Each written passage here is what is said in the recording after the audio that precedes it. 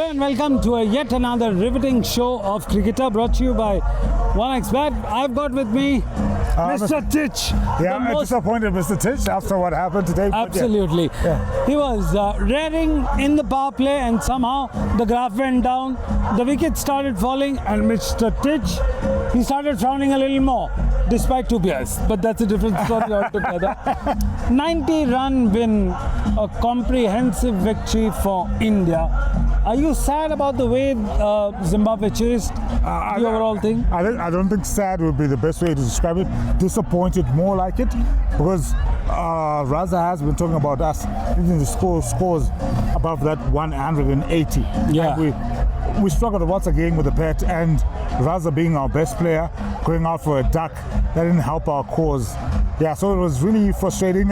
You saw there was a good crowd here. Yes. We came hoping to see the series level. I know we had a bit of a predictor yesterday, and you predicted, I was 1-1, but it's not to be. I'm hoping we can have an improved performance, but when you're scoring around 129, that's nowhere near good enough for T20 cricket. Absolutely. Now we are talking about the middle overs here. Now middle overs looked very interesting. India dominated the phase with 118 for 1 compared to Zimbabwe 72 for 5. Ishan Kishan and Tilak Verma controlled the innings through smart strike rotation, calculated aggression, and the 94-run stand between Ishan and Tilak proved out to be little dominating and decisive. Your views? And I think that was the difference between the way India batted, because India lost their openers, but Ishan and the other guy, they were able to just get the runs going. He was unbeaten on 60. Ishan Kishan had 81. So that really laid the foundation. And when you talk about their partnership, it took the sting out of the Zimbabwe bowlers. So that was the difference. When you look at Zimbabwe, 5 wickets in those middle overs, nowhere near good enough. Well, when you look at the 94-run stand here, there were innovative shots that were played. And that's the nature of the game, and that's the cricket fans around. Lots of love. So while we're talking, we've got another hardcore Zimbabwean fan who's smiling a lot. I don't know why you're smiling. What makes you smile right now? I'm just happy about the Chevrons, despite losing or what, but they are just a bunch of good people. They're just good at what they are doing. They try all their best, and we are always behind the Chevrons. Right. All the best. Thank you. Right. Go Chevrons. Go Chevrons, go. I'm not really happy with how we performed today. Our boys have been playing well prior to this series, so we thought they were going to do better when India comes. But our bowling, we could not hit the right areas. We knew Vaibhav is dangerous, but we continue to give him the balls that he can hit, which is going to be very dangerous to us. We know India has a lot of big hitters, so our bowlers are not bowling well, so that we can restrict the scores. We know our batters cannot chase anything over 200, so it's a very big challenge when the opposition gets over 200. Then to our batters, they also need to start learning new skills. We can't continue getting to 150, 160. It's not the new T20 type of play. So we need our batsmen to start hitting the ball so that we get 200, 220, so that we remain relevant in this new world of T20 cricket. On today's game, I would say our top order didn't do well. But at the end, we were playing the world champions, the T20 world champions. They hold the trophy for the World Cup T20. But at the same time, I think on the bowling side, I would say Muzaraban is really doing well. But our batting side is not that good. But we're just hoping that tomorrow we're just going to have an exciting match, and our boys will up the tempo.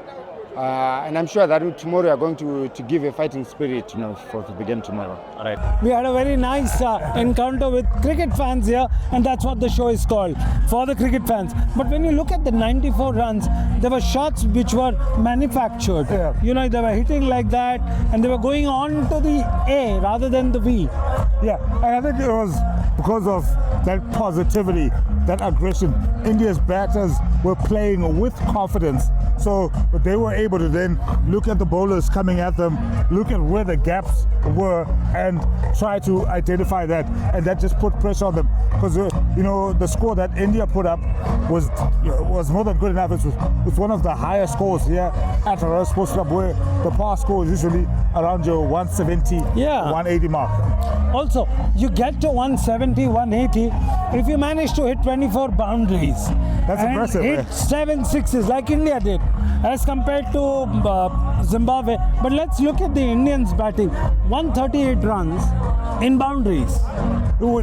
That's where the difference was. Because first of all, Zimbabwe failed to rotate the strike enough, and they did not have boundaries. You know, the dot ball situation is a cause for concern. Because if it's Test cricket or ODI cricket, maybe you can get away with it. But in T20 cricket, what India, I think, has taught Zimbabwe is that you need to have good bowlers, but more importantly, you need power hitters. You know, you spoke about the dot balls. Let's come on to the dot ball comparison. India played 27% dot balls. Zimbabwe, on the other hand, played 50%. That meant every other delivery was a dot ball. Every second delivery was a dot ball, and that's not good enough for this format. So that's something I think the selectors, Zimbabwe cricket, and everybody, especially the batters, have to think about. You know, this is T20 cricket. It's about power. It's about excitement. It's about finding the boundaries. It's about rotating the strike. They didn't find the boundaries enough. They didn't rotate the strike enough, and that's why they're only able to put the score that they did. Well, you're talking about the batting collapse. You're talking about the second T20 at the Harare Sports Club, which India has managed to win by 90 runs. That's a huge margin considering it's a T20 game. Yeah, it's huge. I think it leaves a lot of questions to be answered for Zimbabwe.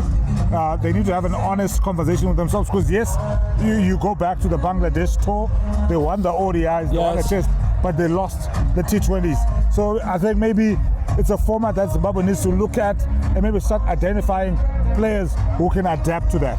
Well, we spoke about Sikandar Raza, who got a dubious record of 8 zeros in the T20. 8 ducks, I mean. Yeah, it's as a skipper. As a skipper, and today Zimbabwe needed him more than anything. But like, if you look at the last year or even 24 months for Sikandar Raza, yes, he has been playing in different leagues around the world, but he hasn't been able to deliver for Zimbabwe. So right now it's his reputation that's carrying him, but Zimbabwe needs him to perform if Zimbabwe is going to have a chance. Very important thing he said. Mr.Tich pointed out, for 24 months Sikandar Raza has been doing a great job in the T20 across the world, in the franchise league. Do you agree that franchise league is completely different from when you wear the national crest and you play for your country, especially for Sikandar Raza? Now, even Raza said it himself. Remember, in the press conference, we did ask him about vibe transitioning from what he was doing in IPL to international cricket, and they were saying, you know, when you got that crest on your chest or you got the cap, it's a totally different ball game. And Raza, I think his focus has clearly shifted. He needs to be able to find a way to translate that, because I think when Raza performs, Zimbabwe always has a good chance of winning. Well, we're talking about batting, the collapse of the Zimbabwe. Zimbabwe started positively but failed to produce a substantial partnership. They were scoring runs and they were losing wickets. Not a great sign. Do you think somewhere the management, the think tank, should also come into play? No, I think so. It's a cultural thing. It's a philosophical thing.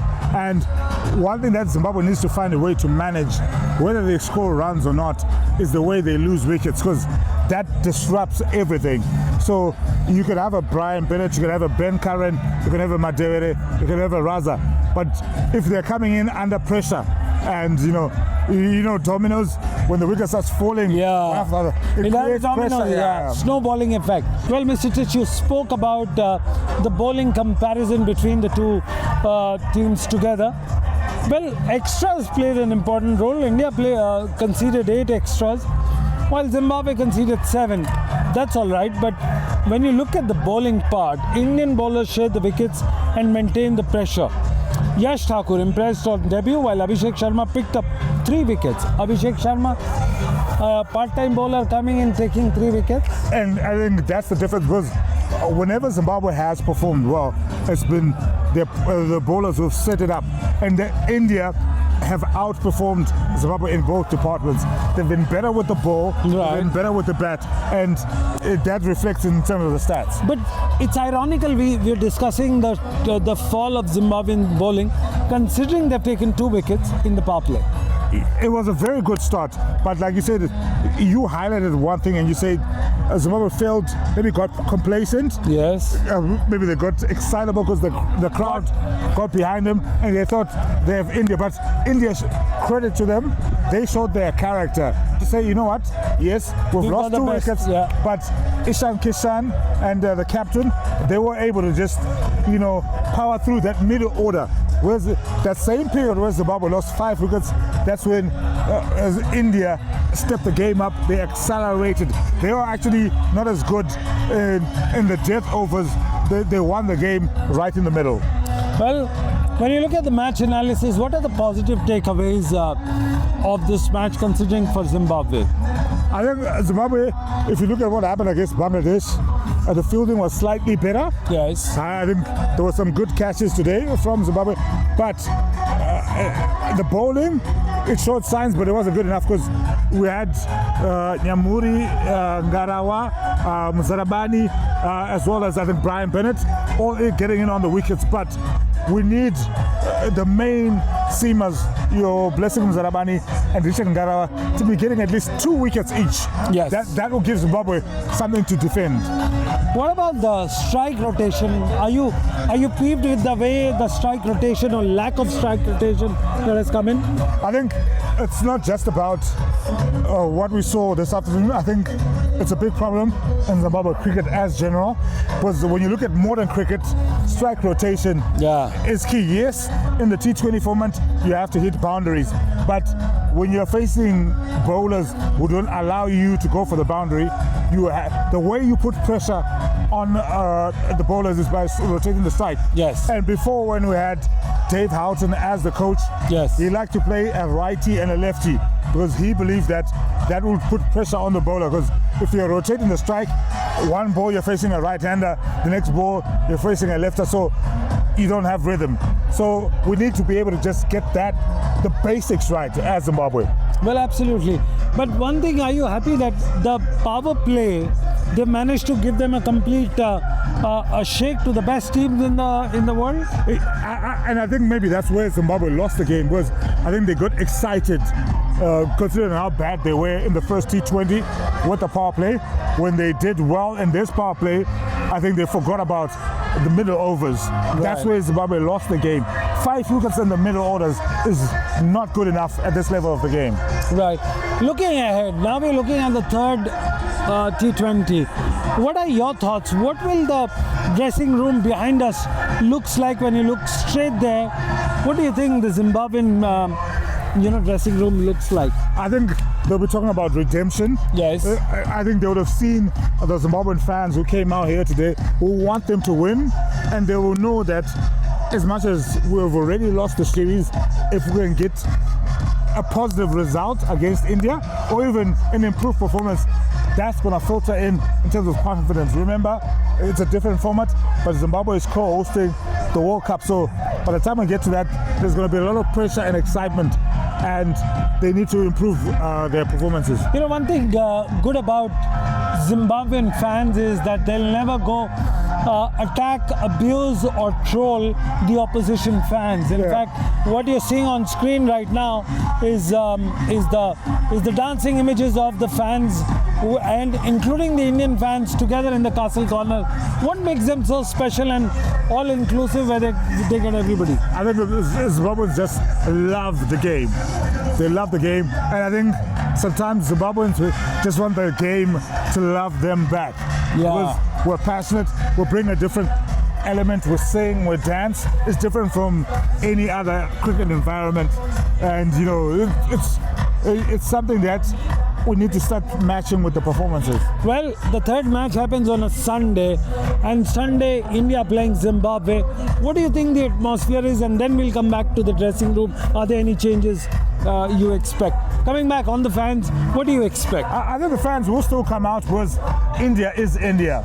India are the world champions, Vaibhav, Ishan Kishan, it's got stars. So as much as Zimbabwean fans might be disappointed by not winning, they're going to want to see some of the best players in the world in their own backyard.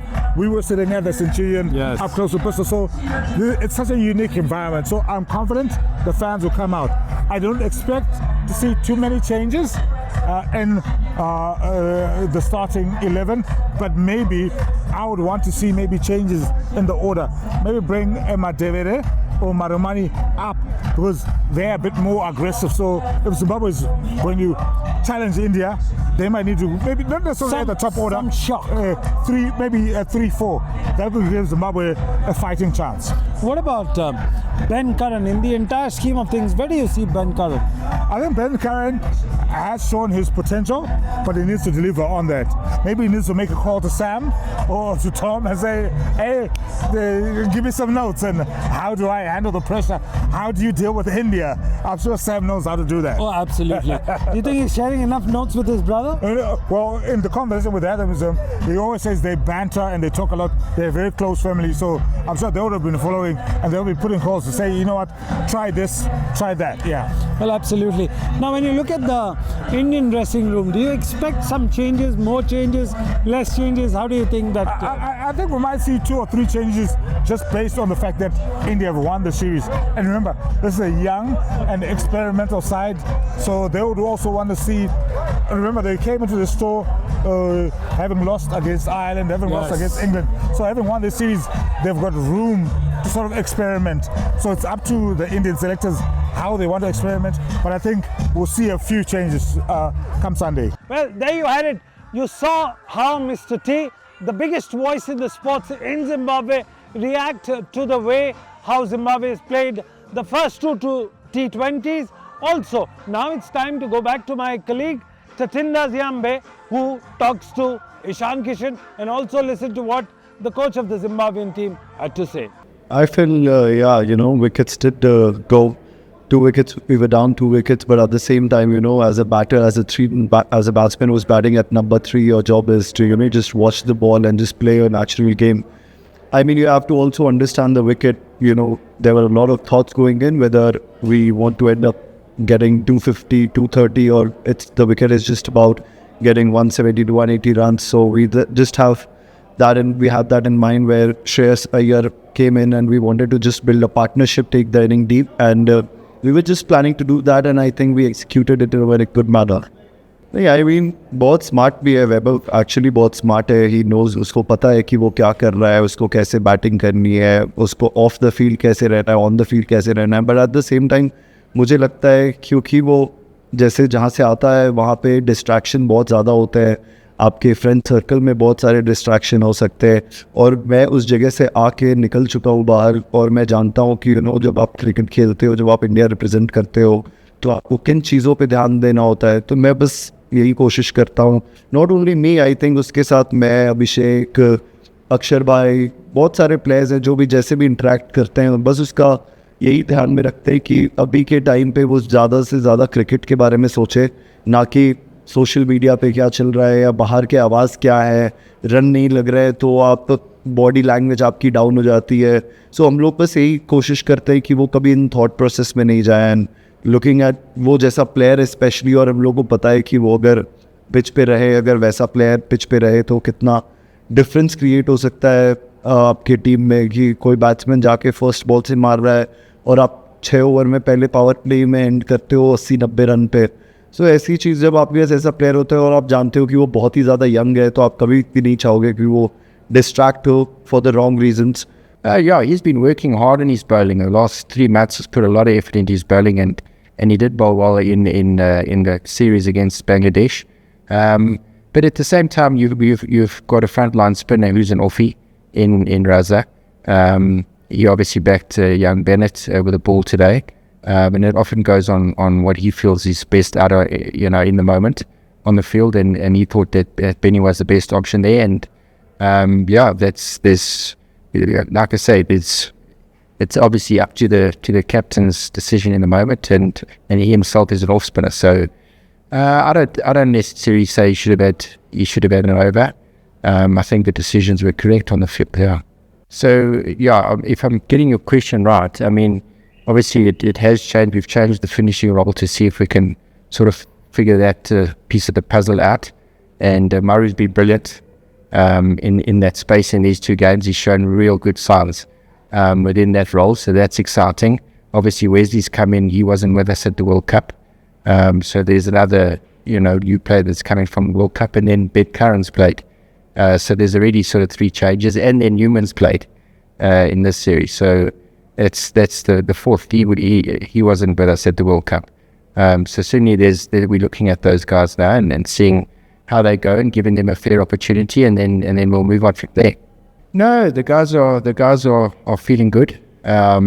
Obviously, there has been a fairly heavyish workload on them, but not as much as last year. If you think about it, last year we had played, I don't know what it was, maybe 9 tests already, or something like that. Where this year we've only played the 1 and 3 ODIs. I mean, that's your big workload space. And within that test, the Seamers didn't put that many overs in. They didn't have 20 over spells, or not spells, but innings. So yeah, I think they're feeling good. Obviously, I think they're looking also forward to the break now. They'll have sort of 3 weeks off before we get going again. So they'll be able to freshen up before we head off into our next series end of August. But certainly, I think they've been good. That we built them up in a specific way in the build up to Bangladesh. So we knew that they'd be able to obviously get through these couple of months. I hope you enjoyed this presentation and the interaction with the players, fans, the experts, and I promise to bring you another edition tomorrow with more action, more T20 game from the Harare Sports Club. This is Sunil Yash Kalra signing off from Zimbabwe, Harare, promising you not to go anywhere else. Watch us tomorrow.